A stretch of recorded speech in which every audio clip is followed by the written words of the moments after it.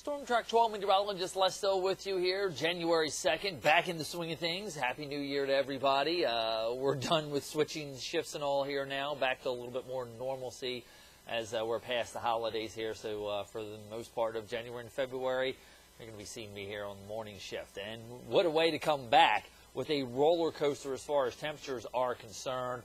We are going to go from normal temperatures today, followed by 2 Arctic shots, and potentially one run at 70 degrees as we go through the next 7 days here. So again, Mother Nature's not sure what's going on. Now, the big storm that we are tracking is what's going to eventually be a blizzard across the northern mid-Atlantic states in New England. For us, that moisture's got to get through us here to get into that storm, and as a result, we're going to see periods of rain throughout the day today, especially along and east of Highway 17. No worry, though, for wintry weather for us here in eastern Carolina, at least as far as the precipitation falling out of the sky.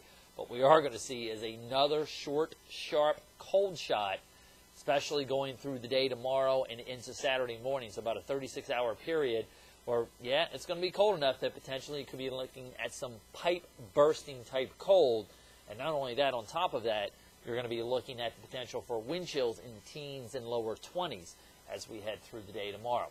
Rainfall-wise, over the last 24 hours as of this morning, not all that bad, but you'll notice definitely the higher numbers along and east of Highway 17. So here's the stage that we are setting here. Surge of moisture coming up along the coastal plain, along the southeast U.S., area of low pressure at the mid-levels, riding through the Ohio Valley, and these two were headed to the northern mid-Atlantic states in New England that really start to intensify and become a blizzard there. For us, though, that moisture's got to go through us here in eastern Carolina, and that's what's going to give us the periods of rain as we go through the day today. Again, along and east of Highway 17, the steadier, heavier rain. North and west of that were lighter amounts here. But still, I think everybody sees at least 1/4 of an inch and maybe closer to an inch along the coast. We'll be looking for temperatures upper 40s to low 50s. That's going to do it for top temperatures. I think most of the rainfall is done with by, say, midnight.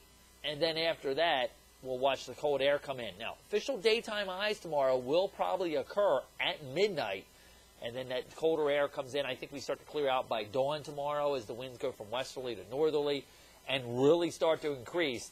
And we're going to be seeing some of those wind chills again in the 20s tomorrow with a northerly wind 20 to 30 miles an hour. So actual temperatures low to mid 30s. So really not raising all that much from where we're going to be overnight tonight. And then again, you factor in the chill, it's going to be a bitterly cold day for us here in eastern Carolina to end the work week. In fact, as we take a fly here, some of the coldest air in North America is centered over southern Canada, just south of Hudson Bay. And that is going to get discharged into our weather pattern as we head on through the next 24 to 36 hours. So the warmth, if you want to call it that, surging up the eastern seaboard there, is because we do have the flow coming right out of the Gulf of Mexico, and as this moisture surges northbound, you can almost kind of see where these two storms are going to be basically meeting there just off of the Jersey coast, and with near blizzard conditions potentially in and across Boston and Massachusetts later tonight and through tomorrow. So as we watch this go by, it's basically what's going on with the jet stream level. That's the part of the pattern that is dictating this happening. So let's take a look at that jet stream, and you'll notice where our flow is coming right out of the Gulf of Mexico, right up the eastern seaboard here. This is that chunk of Arctic air with the trough that is going to rotate on through, and as that rotates, this is the upper level support.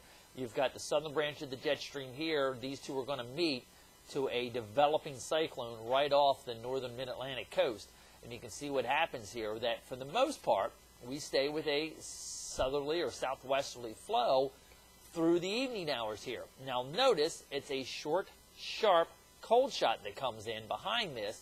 So by tomorrow afternoon, we've got more of a westerly flow. But you can see all the purples and blues that's getting involved into the weather pattern here. But because of the westerly flow and the next digging trough that we've got going in across the northern Rockies, well, by Saturday, look where our flow is. Again, back out of the Gulf of Mexico. This time, not a whole lot of moisture with it. Little upper level ridge trying to poke its nose in there across the Bahamas and off the southeast U.S. coast. And as a result, we've got that surge of warmth coming back up ahead of this is going to be the mother lode sitting back here. In fact, some of the coldest air that the United States have seen in the last 15 to 20 years is set to unload into our weather pattern as we go into next week. And again, we're not talking about just a short, sharp cold shot into the northeast with this. You'll notice this goes all the way down to Louisiana, so a long wave trough that develops, and that's going to unload that cold air to us here. In fact, take a look at the numbers. You'll see what we're talking about. We're into the low 50s today. Tomorrow, yeah, we'll be lucky to recover back to the mid-30s. That's the first Arctic shot, but we do start to moderate temperatures as we head in through the day on Saturday. And look at Sunday. We may make a run at 70 degrees in here with that surge of warm air coming in off the southeast coast. But you'll notice that next short, sharp cold shot, even sharper, coming in across the northern plains. That's daytime highs in Minneapolis and Pierre in the lower negative teens and not really recovering that much as we go on through the day on Monday. In fact, look at O'Hare. Below zero, -7 for a daytime high in O'Hare. We are talking extremely cold temperatures that are going to be getting injected into this weather pattern here. And as a result, we'll be lucky to get above freezing for daytime highs by early next week. So let's time it all out here for you and show you how things are panning out. Remember, I said there's that one piece of the storm that's across Ohio. The second one is the area of low pressure surging up out of the Gulf of Mexico. That is the one that's going to end up being the more dominant storm. So the one coming across Ohio kind of fades out. And it's that transfer of energy from the inland storm to the coastal storm that, well, for the most part, kind of saves us from getting the cold air in here. We're kind of in between the systems here. Storm system gets off the coast, really starts to bomb and develop, and as a result, it creates a blizzard for New England and northern mid-Atlantic states. But for us, it's this Arctic high that's going to be sliding in on the backside of it with the direct discharge of the first shot of Arctic air coming our way.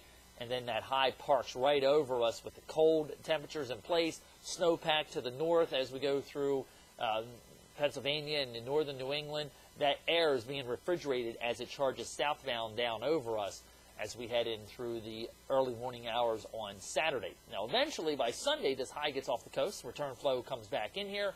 And again, we may make a run at 70 degrees in here on Sunday with some scattered showers around. Next front comes through, less rainfall than this one. But you'll notice even as cold, if not colder, temperatures getting involved into our weather pattern as we do head on into this upcoming Tuesday and Wednesday. So hold on. It's a roller coaster ride as far as temperatures are concerned. And I got a feeling it's going to be a pretty cold January for us here in Eastern Carolina. But as of this point, no mention of wintry precip coming our way that we got to worry about here other than just the blustery conditions we'll be facing tomorrow.